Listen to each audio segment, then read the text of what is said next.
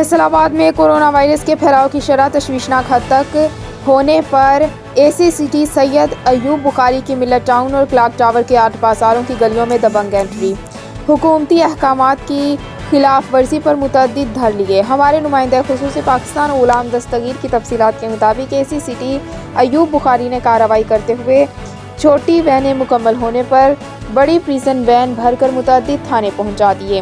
बगैर mask food points पर मौजूद खिलाफ वर्जी करने वालों और पाबंदी के बावजूद समाजी फासले के बगैर रश डालकर खाना खाने और चाय पीने वाले भी पुलिस वैन में पहुंच गए। समाजी और सियासी कारकुनों की आमाजगाह झंडा होटल पर एसी सिटी की टीम पहुंची तो दानिश्वरों की भी दौड़ें बगैर मास्क वाले और कोरोना SOPs तोड़ने वाले भी पकड़े गए, जबकि 15 दुकानात को सील कर दिया।